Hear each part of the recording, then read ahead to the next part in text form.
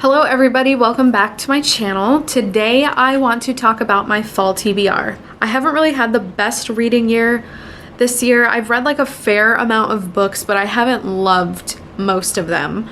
And I'm just really hoping that the next few months are going to be good for me in terms of the books that I'm reading, and I'm really excited for the books that I want to read. There's a lot of books that I want to read that I won't talk about in this video because I feel like I talk about them all the time.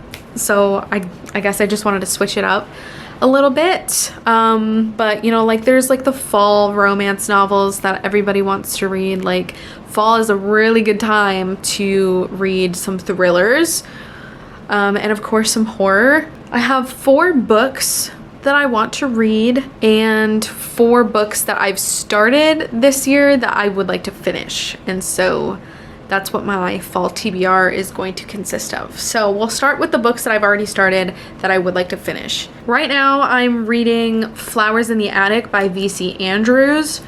I started this at the beginning of August and I'm still only like halfway.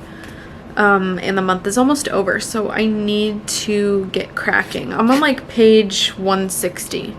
But this is about, what's this about? Okay, I'm gonna read you the back of the book because it sums it up perfectly without giving away too much, and I feel like I can't do that. So it says that this is a strange, dark, terrifying tale of passion and peril in the lives of 4 innocent children locked away from the world by a selfish mother. I'm really enjoying the story. I like that the writing isn't like too lyrical or like flowery. I don't know. Also, no pun intended, because flowers in the attic. Anyways, I like that the writing isn't too lyrical, that like it exhausts my brain, but it's also like captivating enough that I'm not bored of the story. I've also started reading A Girl, a Guy, and a Ghost by Sherry Rose. This is a teen horror, I think. This is like really random, but I think this is the cutest thing ever. The publisher of this is called Smooch. Can you see it? I don't know, I just think that's really cute. Anyways, I've read this book before, but it's been like 13 years since I've read it, and I thought it would be fun to reread it, and it's been like a month since I picked this up. I'm only on like page 40, but I would like to finish it. So another book that I would really like to finish this year is Half His Age by Jeanette McCurdy. I picked this up in February, and I haven't read it since February, so I honestly don't really remember what happened so far. I think I only got up to like page 42 or something like that. So not very far at all.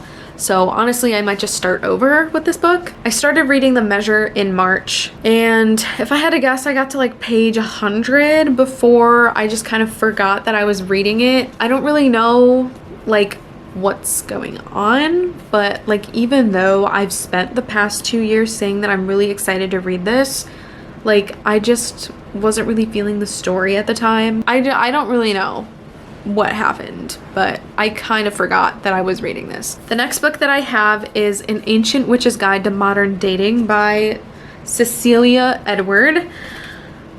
So I technically started this book before, but I started reading it last year and didn't finish it. I got like 4 chapters in, I believe, and I put it down. I guess I just wasn't really feeling it at the time, but I would like to revisit it. Look how pretty this book is. It is so adorable. Okay, let me get out of the way. It's so cute, and the edges are pink. And the back is cute too.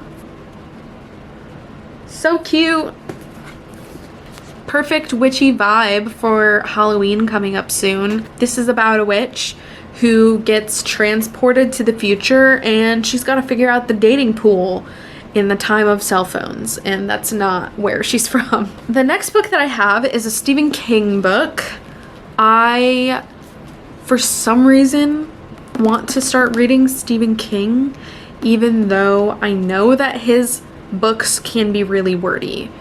and really long, and that's not something that I typically just want to read. But we can try something, and so I am gonna start with a short one. I would like to try to read Gerald's Game. My brother can attest that this one is very good. He said this is one of his easier books to read, so that's why I'm going to be starting with this one. If you don't know what this is about, basically, this couple goes to like a remote cabin or just like a house, vacation home, to, I guess, rekindle their marriage, and then Gerald, I'm assuming, dies, and then the wife is just kind of like tortured from then on, until the book ends. So the next book that I have is Hour of the Pumpkin Queen by Megan Shepherd. It was Shay Earnshaw who wrote the first one, and I knew that they switched authors for the series. I just couldn't remember who it was. This is the second book in the series. The first one is Long Live the Pumpkin Queen. I read that probably 5 years ago at this point. And I've had this one for a while. The third one just came out, and I did buy it immediately, even though I haven't read the second one. So the first one was about Sally. She like just got crowned as queen of Halloween Town, and something happens. Ooh, the lighting is changing so much. I am so sorry. Oh, something happens and she has to save Halloween Town. So that's what the first one is about. The second one is 1 year later, and the back of the book says that the clock is ticking for Halloween Town. I don't know what that means. She's gonna have to save her town again for a different reason though. I mostly picked this one because the third one did come out, and I need to read this after owning it for probably like a year or two. But I also picked it because the cover is just reminding me of fall, especially the leaves.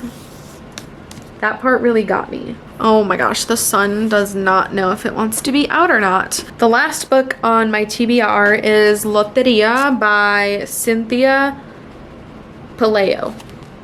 Cynthia Pelayo. I don't know if you guys know, but this is the name of a Mexican card game. It's really fun. A lot of people describe it as Mexican bingo. This is a collection of short stories based off of that board game. There's 50 cards in the game. This is one of them. This collection highlights each of the cards, and every tale is inspired by a unique Latin American folklore, legend, myth, or belief that existed in the Americas long before the European counterparts. So basically, all of like the legends, the myths, the folklore that existed in this country before the Europeans came and founded the country. This story explores the quiet and uncanny, and sometimes the gruesome and the grim, to provide a glimpse into the rich history of fairy tales and folk stories from across a number of Latin American countries and communities. I've never heard anybody talk about this book.